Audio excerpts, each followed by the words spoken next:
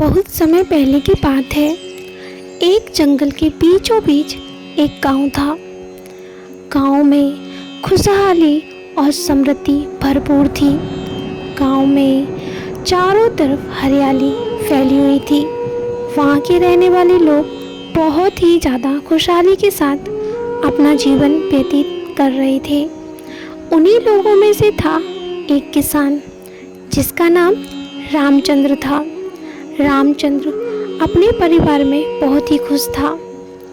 वह रोज अपने बैलों के साथ अपने खेत पर जाता और खेत पर जाने के बाद खेत में जो भी काम होता वह सारा काम करता और ऐसे ही उसका जीवन चल रहा था। लेकिन कुछ सालों बाद अचानक से वहाँ पे बारिश होनी बंद हो गई। लोग परेशान रहने लगे। देखते ही देखते कई साल गुजर गए, लेकिन बादल आते और चले जाते। बारिश का नामो निशान नहीं था। इसकी वजह से वहाँ पे सारे पेड़ और सारी फसलें सूख चुकी थी। खाने को कुछ भी नहीं बचा था। तो वहाँ पे जो भी लोग थे वो इतने ज़्यादा परेशान थे कि अब वो हंसना ही भूल चुके थे। उधर रामचंद्र ये सब देख के बहुत दुखी था कि ना जाने क्यों उसके गांव पे ये आपदा आन पड़ी।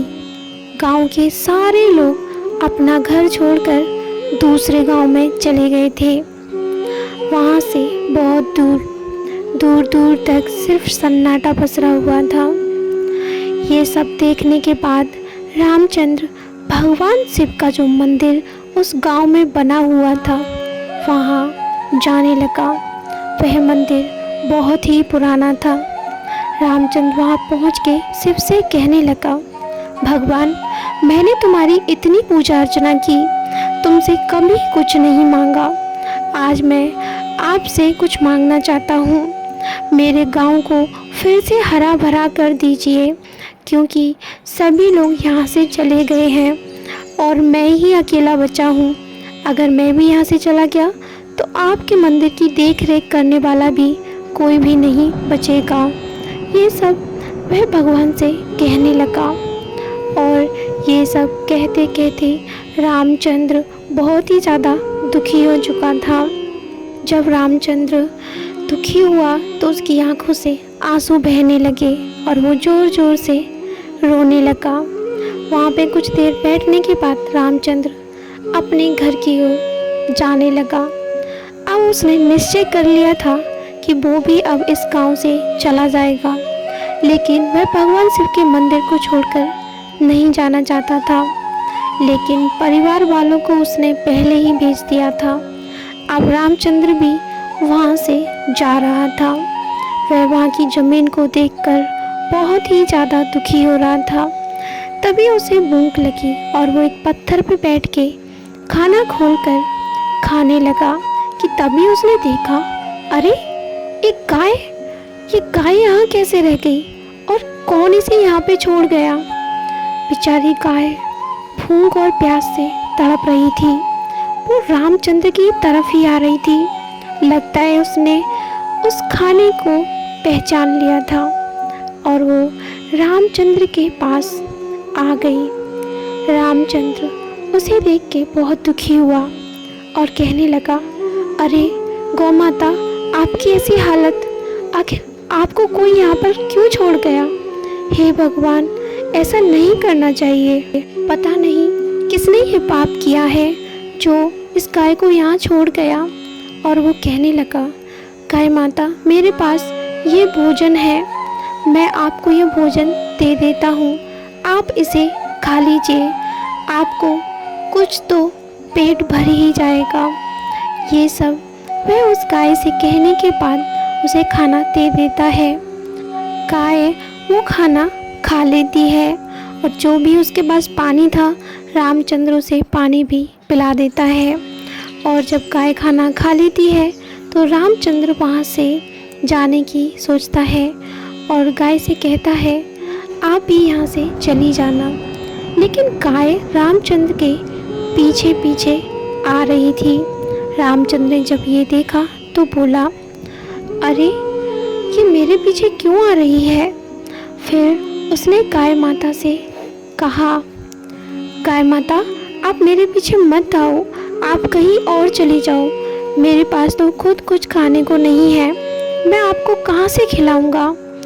ये सब वह गाय से कहने लगा कि तभी अचानक गाय एकदम उसकी आंखों से ओझल हो गई और फिर से वापस आ गई। वो सोचने लगा कि ये सब क्या है, आखिर ये गाय गायब हुई थी क्या, या भूख प्यास से उसको वहम हुआ था?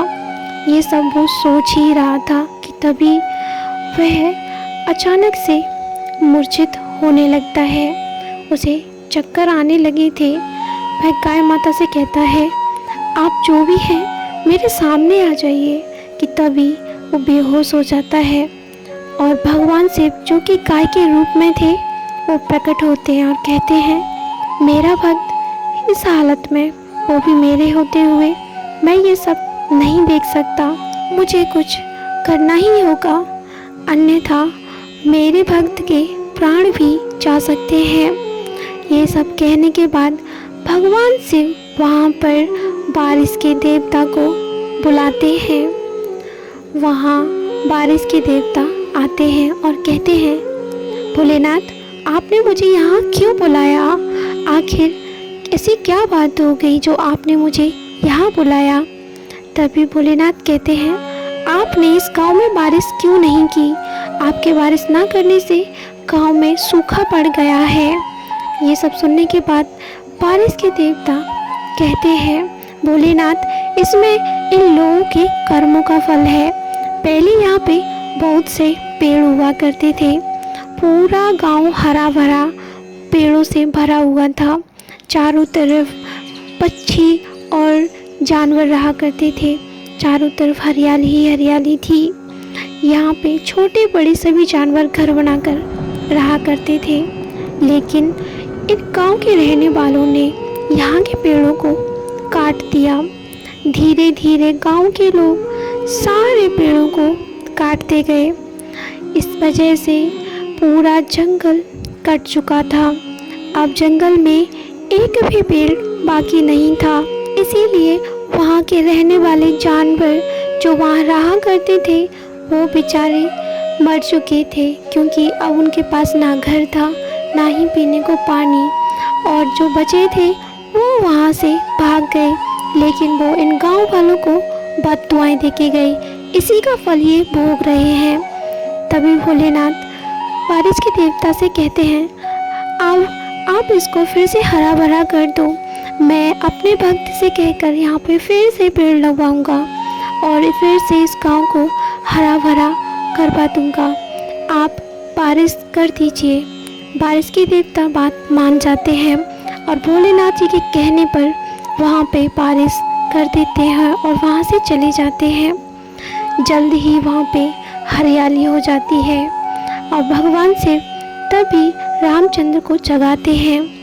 रामचंद्र होश में आता है और कहता है, भोलेनाथ, आप मेरे सामने, क्या ये सच है या मैं सपना देख रहा हूँ? भोलेनाथ कहते हैं, रामचंद्र, मैं सच में तुम्हारे सामने हूँ, लेकिन मैं तुमसे कुछ कहना चाहता हूँ। तुम्हारे गांव वाले ने यहाँ के सारे पेड़ काट दिए थे, जिस वजह से ये सब हुआ। तभी रामचंद्र कहता है, हाँ भगवान, मैं क्षमा चाहता हूँ और मैं फिर से यहाँ पे सारे पेड़ लगाऊंगा और फिर से यहाँ पे हरियाली ही हरियाली होगी। भोलेनाथ रामचंद्र को कहते हैं, हाँ रामचंद्र, तुम फिर से ऐसा ही करना और मैं चाहता हूँ तुम यहीं रहो। और ये सब कहने के बाद भगवान वहाँ से चले जाते हैं।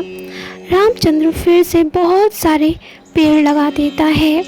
वहाँ पे फिर से बहुत सारे पेड़ हो जाते हैं और चारों तरफ हरियाली ही हरियाली हो जाती है। जो भी जानवर वहाँ से भाग गए थे, सारे जानवर वापस आ जाते हैं और वहाँ रहने लगते हैं। इधर भगवान भोलेनाथ की कृपा से रामचंद्र का एक महल बन चुका था। अब वह ऐशो आराम की ज़िंदगी जी रहा था और ताउम्र वह भगवान भोलेनाथ की भक्ति करता रहा। तो दोस्तों, आज की कहानी आपको कैसी लगी है, कमेंट करके ज़रूर बताइएगा। कमेंट बॉक्स में हर हर महादेव लिखना बिल्कुल मत भूलिएगा। ऐसी वीडियो देखने के लिए चैनल को सब्सक्राइब करिए। तो फिर मिलते हैं, तब तक के लिए नमस्कार।